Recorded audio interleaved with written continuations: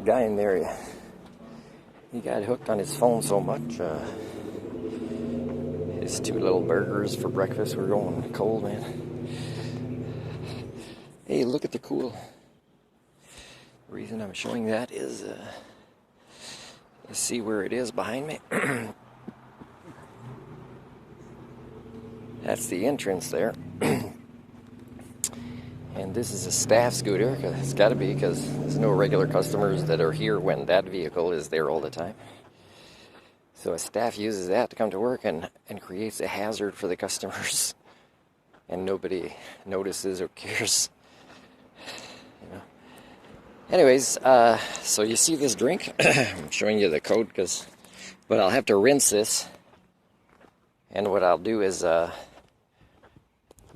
cut with my scissors. I've learned how to use scissors when I was in kindergarten. And I'm going to cut this in a way that makes the toilet paper not fall out so much. It's not going to be perfect, but I just want to use a McDonald thing and a pair of scissors. I might, in my motorhome, have something that is better to use to MacGyverize, to make sure the toilet paper doesn't keep falling, because there's nothing holding it from falling at the edge there. I'll show you in a different video. It's my way of giving back to the McDonald's for using their bathrooms and feeling guilty about it. Even though I buy stuff that's crap and it causes me expenses, they have to recycle it. At least this one I'll recycle it by fixing something I use there that they won't fix. Now that scooter that was there could easily be rotated 90 degrees to not be in the way, or even put behind that rack and still lock it up. But that requires care and concern. Yesterday, like, I knew the janitor, I think it was the janitor, I wasn't sure at first. He's surprised I'm in the bathroom at the pool and the door won't unlock because I'm there. It's like, that's weird. And then he comes back with the key, you know, and I says, is anybody? I say, yeah, and that's when I decided to cut short relaxing my bowels, reading. And say, yeah, it's me. And I finished washing my hands with the paper already. And I said, oh, it's so funny. And he's like, oh, sorry.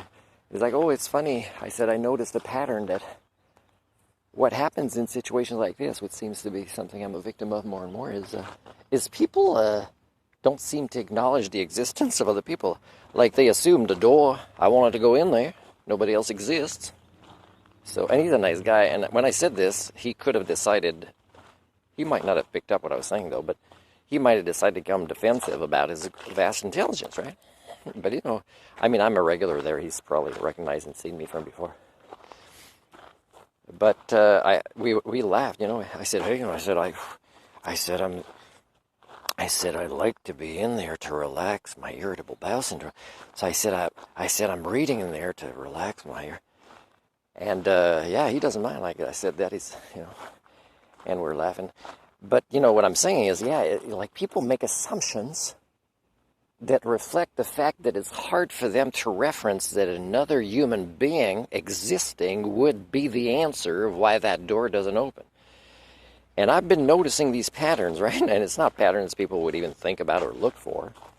But because I'm the doctor of humanics and I'm an expert in the human condition, and I'm studying your devolution, which is measurable. I mean, you could enter a PhD and do quick measurements in one way every almost like year. Let's say it's a 3-year program, and you'd pick up like a devolution acceleration. You know, you'd have to come up with a particular type of questionnaire that would be able to pick this up, or behavioral observation patterns. And again, you'd have to consult with me, because I don't know anybody else who kind of has ever said anything or documented anything or would have the nerve and courage to do real science about who our species really is. Anyways, no, that janitor was nice, and it was nice that we both could joke around and talk in a way, although I reflected something that shows the state of, you know, the Homo communia, the 99.99% of yous.